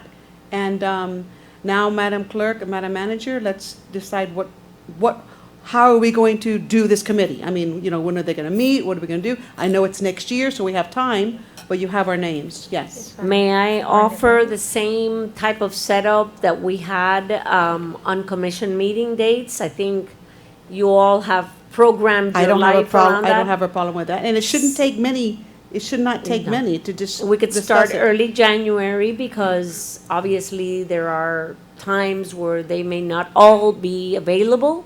We could start after the new year. We can send them a nice letter and maybe set up meetings for 6:00 PM. And Um, Madam Manager, I think we can even, I mean, to Once make a it easy on month? the residents, can't we do this even on Zoom? If the residents can't come in? I mean, this is just a committee. Could we do this via Zoom? Would that make it easier for our Ye- residents? Mr. Villalobos, do we have to keep a record of a committee? Anytime that you form a committee, you should keep records. So you have to have minutes of the proceeding? You should have records. Okay, so then we all meet here. That's fine. Perfect. I don't have anybody want to opine on keeping the same process as charter review? Before our meeting, starting in January, does that work for everyone? The first, and if necessary, the third Wednesday of each month? Okay, that's fine. But we don't That's have fine, much yes. time to. Right, there is prepare. not a whole lot of Because time. when is it, in April, right? April Yes. 7th, yes. Okay, so yes, let's start with the first meeting in January, second January meeting in 5th. January, and then we'll take it from there. And if you can notify, I will, notify the residents. yes, of course. And then you, Madam Manager, the meetings will include yourself, the clerk for minutes, Mr. Penna, maybe? I mean, no? We can yet? have a first organizational meeting Okay. and see where this is going, and Okay. then depending on Okay, what the ideas come up, we may have either our chief or our public works director. we don't need the attorney for Or this, correct? This is just recreation. a plan, for an event, we don't Right. need the attorney. Okay, Right. perfect. Okay, good. So let's have our first meeting, and then we'll decide whether it would be good and wise to bring your department directors. We need to include John Michael as well. Correct, okay, And Evelyn. okay, So- excellent. All right, Okay. fantastic. Thank So you. January 5th, organizational meeting. Thank you. Next item, Madam Clerk. Next item would be item 10B, report by the Office of the City Manager in reference to ADA vehicle for community center. Thank you. Madam Mayor and members of the City Commission, as a result of our ongoing negotiation with Freebie, they have already given us a proposal to put in the second vehicle, the ADA vehicle, that will be in use primarily to service those residents that cannot get on the bus, who attend our senior center, and available to the general public, the city residents, to go within the boundaries that are established. The Freebie has agreed to go ahead and put that second vehicle into service 5 days a week, 5 hours per day. So that is going to, it may trigger an amendment to our contract with Freebie by putting in an additional service, because there's a cost attached to it. The cost, I believe, is $4,405 a month, and they will run the service 5 days a week. Basically, the days at City Hall and the community center are open. Not Saturdays and Sundays, from 8:30 a.m. to 1:30 p.m. So we've gotten far. I would recommend, and it's been suggested to Freebie, that this would be a pilot program that we would reassess before the end of the fiscal year to see if the service is there, the need is there. We will come to you, and obviously would have to pursue other grants, because for right now, we are going to consider paying for this service from the state of Florida grant that we have from FDOT. And so we will probably utilize the bulk of the money right through September 30th, 2022. Concern with this, Madam Manager, is the sustainability. Once this grant money runs out and we're done, then the seniors are gonna be used to this. What are we gonna do? Well, you can let the seniors know that this is a program that is in place because we got a grant. We received a grant that would help us fund this activity through September 30th. Between now and then, and I've spoken to Mr. Penna about this, we are revisiting the issue of our buses. Maybe we are going to look forward to the possibility of obtaining a bus, which is a jitney bus, if you would, that, that has a capacity of 14 or 15 passengers that would come with the ADA accommodations. We To would replace, sell- to replace one of our buses? To replace one of our buses that we could put up for sale. The other bus we can transfer to the recreation center because we've made a commitment to pick up the children every day, and we do take our leagues on field trips after hours, and we do take our children to field trips under normal circumstances.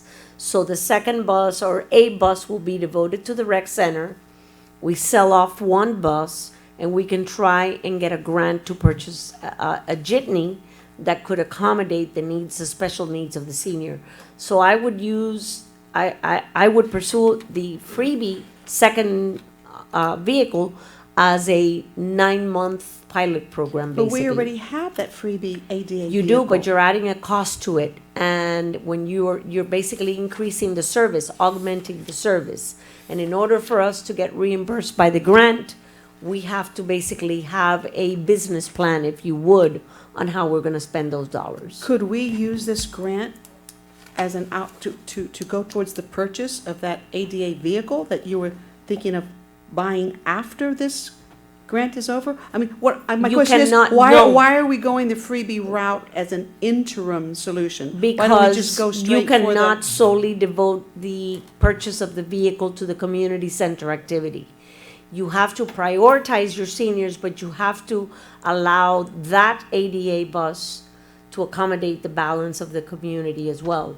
So what we want to do with this program is see how many riders we're going to have. Is this something that is going to cater to our home delivered meal recipient participants? Is it going to help those that cannot get on the bus because of certain limitations? And so being mindful of that, I think we need to launch a program that will help us gauge where the needs are at, and that will give us the time that we need to go and shop for a van. Obviously, vehicles are on back order, and it's taking longer than usual. I mean, the 2 buses are awaiting parts right now, repair parts. We call the dealer every day, and they're basically out of service. We had to rent a van. And I can tell you that. By the way, the children love the van. And the seniors love I it hear it too. every day they get off, how Yeah. happy they are with the van. And so are the I seniors. said, don't get used to it again. This is temporary because our Yeah. bus is broken. Yeah. But they love the new van. Yes, and so do our seniors, so. Is it the I- same van that It's the the same. seniors? Okay, so It is. both groups love the They van. love it. They love it, and I think they feel more warm and fuzzy, if you would. So we're using that same van for the both groups. That's correct. So that's why I'm wondering why we can't just go forth with purchasing that Because to be used for the two You cannot groups. limit, under the grant, you cannot limit that to specific functions. If, let's say, I want to ride that bus. We don't have to limit it to If I want to ride the functions. bus at the time that that the kids are getting on the bus, you know, I would have to be accommodated as a resident of the city of West Miami. And the problem is we don't want to have riders on that bus at the same time that we're taking children from point A to point B. So what I'm trying to say is that I think that we need to do our due diligence. I don't think that we can make a commitment long-term because we're using grant dollars, not PTP money for this added service. And I think we need to explore our options, but in the meantime, we'll be providing a service. If I may, this ADA vehicle, obviously is the one we already currently Yes. have, right? Yes, So all that's basically happening is you're adding hours and then you're adding a second driver. correct. Why don't we just adjust the hours and not go after a second driver? Not have 2 vehicles on the road, just add hours because if somebody calls right now for an ADA compliant vehicle, they'll go and get this one, right? Correct. They will put that one on the So road. why are we putting 2 vehicles in service for a pilot program? That was my question. I said, we already have the vehicle. That was what I was asking. We you. have the vehicle, you need a driver, because if our driver is picking up No, he's talking about senior citizens to freebie. come The to- vice mayor's referring to freebie. I'm talking about freebie. Freebie. Oh, So you're talking Right, about we freebie. already had, the vehicle's been there since day one. Right. It's in the, am I correct, Mr. Bennett? Well, I The don't ADA vehicle's know, back there. we need to look at the peak hours. Well, we would need to actually start the program earlier, so you have more expenses. Right, no, I Because understand that. right now, and I don't, freebie service starts at 11 o'clock in the morning. yeah, I don't mind doing a pilot program, extending the hours to see if there's a real need in the ADA ridership. What I don't want to do is put then 2 vehicles on the road, because if there is no demand for that, or it's not used like we want it to be, then now we have a guy sitting in the car in the back of a city hall, doing nothing. Doing nothing. So I mean, personally, I don't mind doing a pilot of extending the hours and maybe doing a little more PR to the seniors, to that there's an ADA vehicle that they can use and see if they use it. But I don't know if I'm comfortable getting, because I know we spoke about this before the meeting, and now I'm Yes. thinking, they recruit their driver and go through all of that, all those motions. And, if it does, it's a pilot because we don't know, right? If it doesn't end up being used, then we have a second vehicle just sitting there with a driver and it being paid. So. The problem is, it's yeah. hard, and I'm sorry to interrupt, Vice Mayor, the problem is very hard to recruit somebody to come in for 3 hours a day, 3.5 hours a day. I'm not I don't think suggesting that's what that. he's saying. He's saying I'm not- extend the out. Okay, I'm sorry. Extend Let the me ask- hours let me ask- using let me the ask- let me- same. Let me piggyback on him. Let me ask, can we use the grant money that you're referring to getting this additional vehicle? Can we use that grant money to pay for, just extend the freebie hours in general? We can. Because we already have. We can. We pay, they we- have to pay, we gotta pay their overtime costs. Right, Yes. no, not overtime, we're gonna extend our hours, our freebie hours. You're that we gonna ha- extend the hours, but it's going to trigger an increase to what we pay them because they're paying overtime to their employee.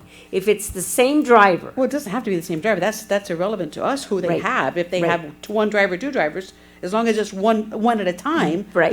One driver works his shift and the other one comes in, however they will have their hours, that's their business. that's their business. But what I'm saying is, can we use, or I'm thinking, can we use the grant money to pay for the extended hours? Yes, it's gonna cost us more. Yes. But can that grant money be used for that? Yes. I mean, let's do that, and then what we'll do is we'll monitor. We'll do it have for them. 90 We'll have days, them maybe. monitor the ADA, how many ADA users are using the vehicle in Right. 90 days, whatever. 90 days, and We then just we'll have to come let the back to you seniors and. know that this, Right. it's there, they just have to call. They don't have to use the app, they can call. That's Yes, always they been, have a that's number. always been You're right, available, and- always been available. Yes. But they just need to know. Right, and Evelyn knows that, obviously we were gonna bring this report back to you when in fact we do, make that vehicle available to the center as well as to the rest of the community, that they can call and schedule their pickup and their drop off. So basically, we'll have the Tesla on the road soon, okay? We have the ADA vehicle in the back. Yes. So if that driver, whomever it is that Freebie has, on staff that day, gets a call that's someone that needs the ADA compatible vehicle, they come and get it, and they pick up that person and take them back. Right, you're saying that And then we're you could gonna pay use for- one person per shift. Right. Well, however they. If it Whatever becomes way super they- popular, then we revisit it. I mean, and then we go forward the other plan. I'm just not comfortable going forward without knowing if it's popular. Right. Because then what happens? Then we have to scale back unnecessarily. I mean, I just think And one of the. it's there, so use it. And one of the ideas that Evelyn and I were kicking around was sending out a letter or a flyer to senior citizens that are residents of the city, and they That's have perfect. difficulty Let getting everyone out know and about. that we have that vehicle But they available. have needs. They have to go to the bank, they have to go to the doctor's office close by.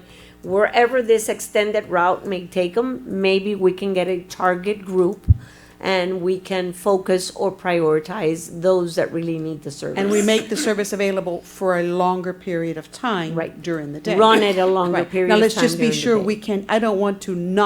I don't want to leave money on the table, so I don't Right. want to not use this grant. Right. So let's just be certain that we can use this grant money to pay for this. We can. For the extended, then. We can. Then let's do As it. long as you open it for the entire city and all the riders that qualify for the ADA vehicle. So freebie starts earlier? Earlier, Monday through Friday? Yes. And if we can, let's just make it earlier 7 days a week. That's up to you, Right. that's up to you and Jason, you figure out, but let's just extend our hours so that, our seniors can have more use of it, hopefully. Yeah, and then please, I know Jason's very into the data, but please let him know that we are interested in the data when it comes to the ADA vehicle usage and the data on the times of the usage. Yes, of course. Okay? Okay. So for 90 days, and then I'll come back to you in the meantime. We'll let you know the progress on the bus, on the jitney, and the bus situation, as well as the ridership for the ADA vehicle. Any idea how long that both buses are gonna be in the shop, Mr. Brenna? Any idea? You have no idea. Your look tells me everything. You have no idea. Okay. None. But in the meantime, we have that one van that is accommodating our seniors and our after-school program. Yes, at a cost of $370 a week. What is it? $391 a week. So we had to go out and rent that jitney, so we are anxious to get our vehicle back, our buses back. You can't put pressure on these people to work a little faster? I mean, what can we do? We could swim out the ocean, get the container, bring it in. Okay, I got it. And one of them is as simple as a hose, believe it or not.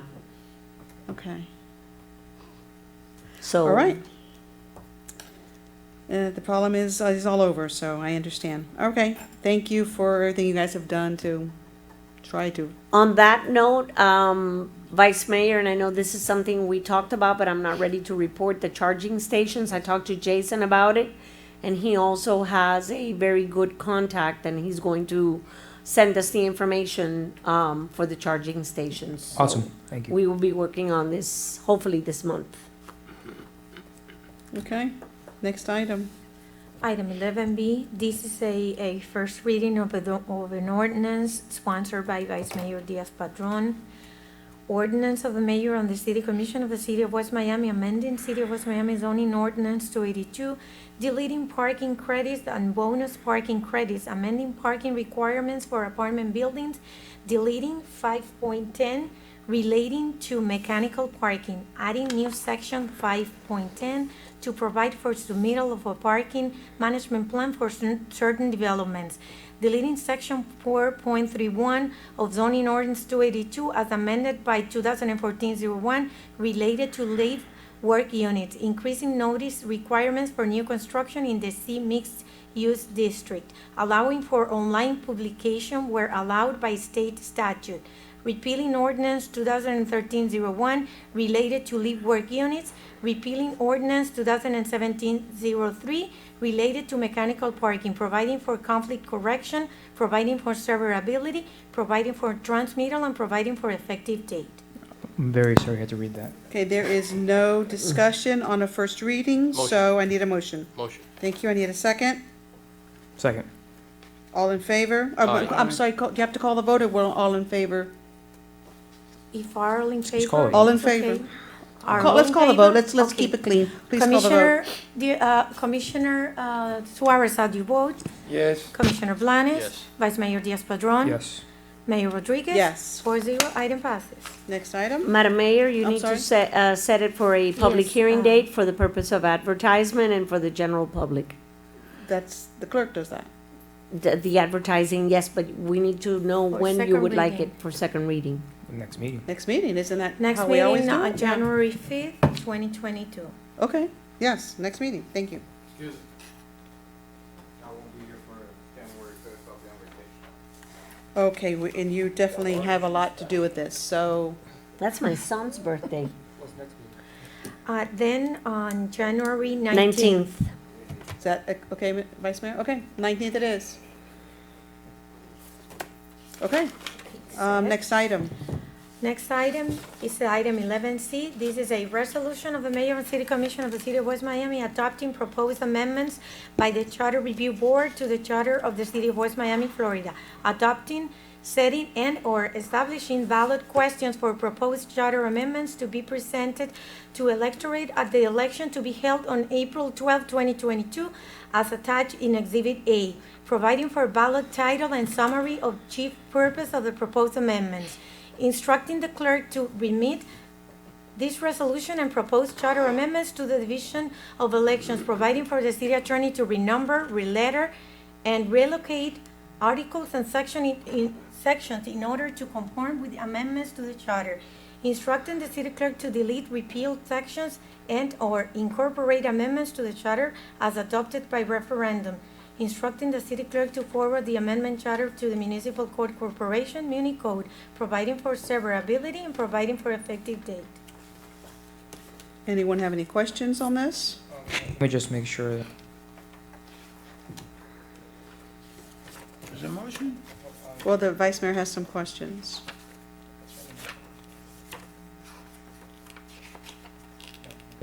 Motion. second.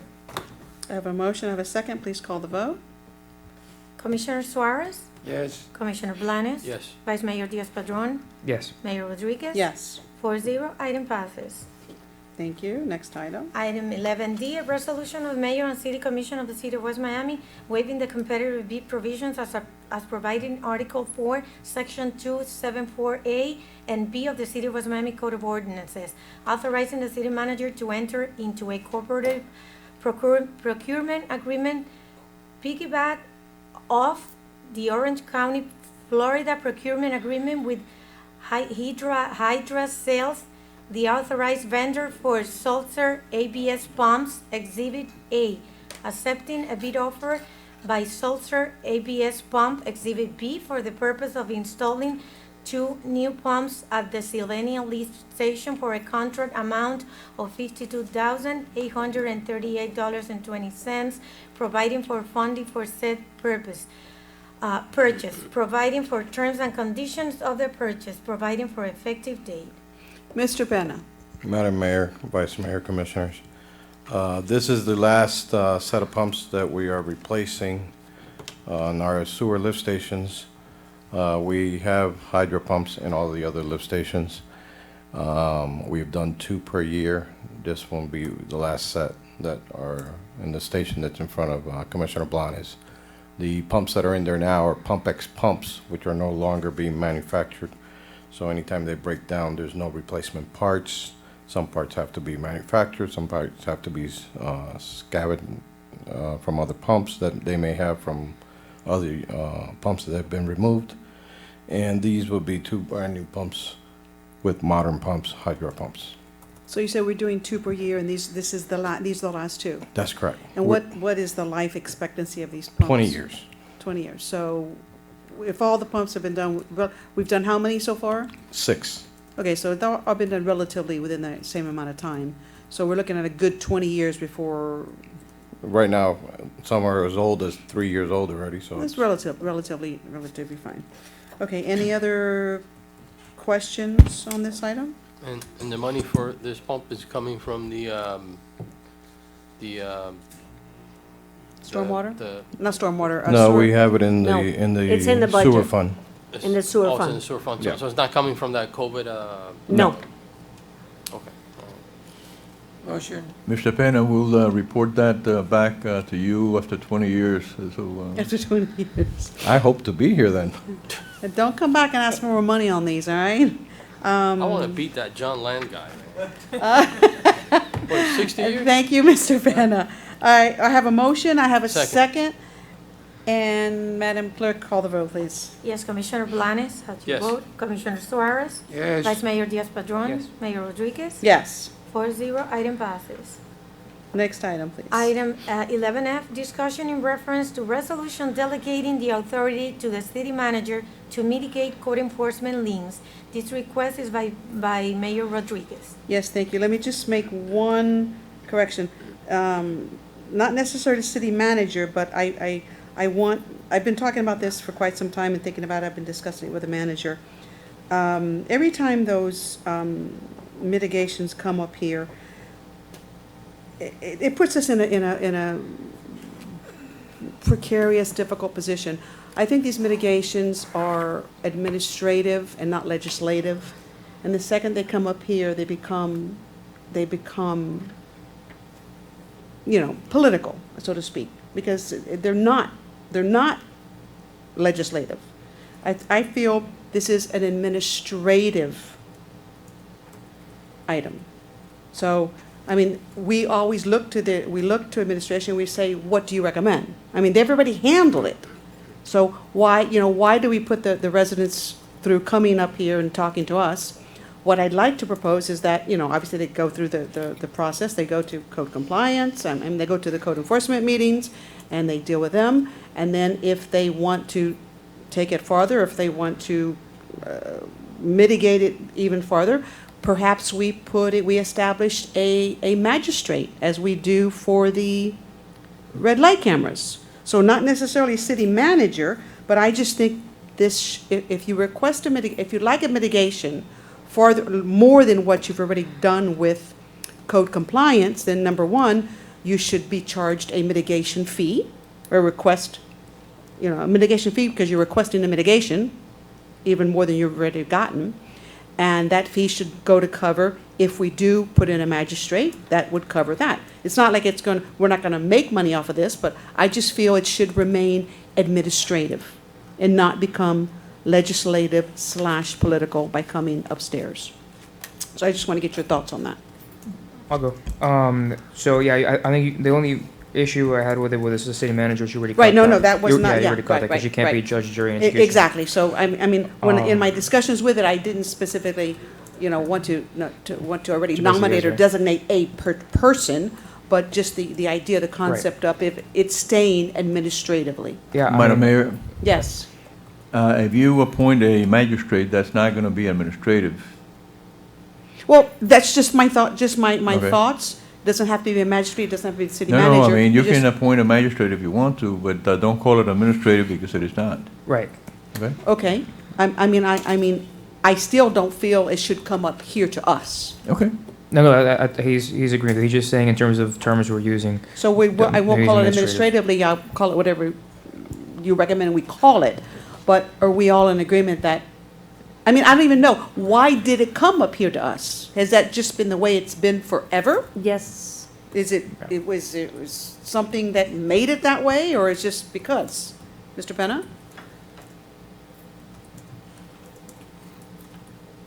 It comes to you at that point because it's a lien on the property that we're not allowed to release. It has to be released through the manager after the city commission is in agreement with the amount. But does it have to come to us for that? I'm sorry, go ahead. It's Sorry, I missed I was talking to the chief of police. It's a lien on the property, so that's the reason why it comes up here. Right. Can it go to our attorney? No, it doesn't go to an attorney because I cannot serve in a dual capacity. That's the issue. I cannot be an attorney for the code enforcement board and a magistrate at the same time. All right. So it's just a See, matter when it of becomes- someone releasing the lien. When it becomes a lien, it comes out to you, But why to us? because a lien has to be released by the commission unless there's, because that's the law. Well, if I may, so But the yeah. issue is this, you see, we have to view this because I don't know any other city that the liens go out to the commission, so I have to research on that, you know. right, Okay. yeah, because it might be a situation where the commission can delegate that power, but it would have to be, I would imagine, and correct me if I'm wrong, Mr. Attorney, it would have to be some sort of public hearing for whoever is delegated to it. We can delegate it, because the whole point is that they have the right to appeal from the code enforcement, right? That's what I'm assuming the whole reasoning that it came here first, right? Appeal to the court enforcement goes out to a circuit court. Well, no, when they appeal from the code enforcement, it comes to us currently. I'm sorry? Right now, when somebody gets you're saying because the code enforcement sets a lien. Correct. It's been mitigated at code enforcement. At that point, after 90 days, it becomes a lien on the property. They have 30 days after code enforcement to take it to circuit court, like Mr. Villalobos says, to further discuss the procedure of the code enforcement. At what point does it come here? When it's a lien already? Once it's a lien Once on it the property. becomes a lien. So when somebody comes, let's say you get fined, and you get to code enforcement, and you don't like the result from code enforcement, right? They don't come directly here. They have No. to wait until it becomes. They have to wait 90 days and then come here. Unless or they take it to waive that court. right. Or unless they waive it just because they Yeah. let it become a lien and Exactly. okay. Mayor, Can we do something to change that process, so doesn't have to wait the 90 days, and it doesn't have to, No, that's by law, Madam Mayor. Statute. okay, Mayor, I Yes. have to tell you something. sure. Your personal opinion is that, but you're talking about 75 years of the city. I think, I don't have the history in black and white in front of me, but I think through the 75 years of the city, the law and the way that the people wants to come in front of the government to discuss any of these problems about the liens and about the discussion of this matter has been with the government, and the government is a commission. The government is not the manager. So I think you have a personal idea, but I don't think that works. I think the people have the right to come here in front of the government to discuss not to in front of the manager or in front of another magistrate.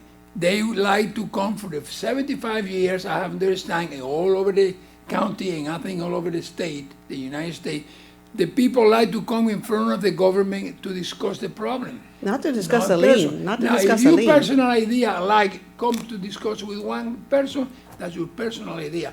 But I don't think you're right. I think we should keep it the way it is. Well, I appreciate that, but sometimes I'd like things to are put good that to on the record, change. Madam Mayor. I'm sorry? I'd like to put something on the record. Go right ahead. See, the role of the commission is legislative. The role of the manager is government. I'm not, to take strike manager. I said that at the very beginning. No, I'm but not as I saying say, this goes to the manager. I just want to Okay. correct the record, because the role of the government, the governor of the city is the manager. Okay? The issue is this. No, whether or wait, not- what are you excuse me, saying? Excuse me, excuse You me. totally lost me. What are you saying, Mr. Attorney? The role of the commission is I legislative. said that, You make yes, laws, yes, okay? yes, The role of governing the city is yes. the manager. The manager rules the commission, the city, the management of the city, as The daily- directed by the daily legislative, Right, the daily. okay? And enforces the ordinances that are passed by the commission. Correct. We govern through legislation. All right, we're getting into a philosophical argument. The Okay, So, I'm listening, but We govern through legislation. So you know what? Let's legislate and give If- power.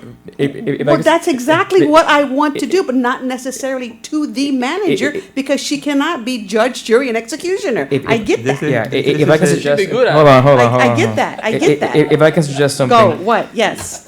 This came up once before, and I remember, I don't remember why it died. I don't remember why I it don't died. know why either. But it, I'm probably the one that brought it up. But I think that, How it- what, like, you were suggesting that other cities don't do it like this. I think the So, manager can or the we- attorney yeah. said they're gonna check and let us know. Yeah, absolutely. I think that's the most important thing. I don't Do a really care survey. what all the cities do. I mean, how many times in the county do you see a mitigation come before the county no, board? No, that's what I'm saying. So Never, it's exactly. It's I don't really care what all the cities do, but I would like to see what some cities Maybe what, just what as some cities an do. example, yes.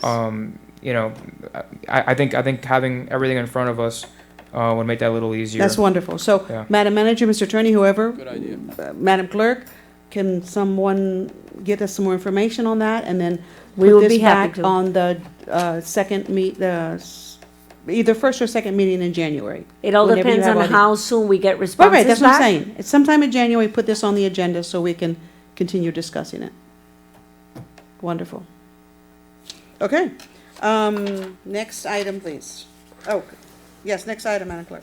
Yes, item 12, consent agenda items, none this evening. Item 13, good of the order. Anybody for good of the order?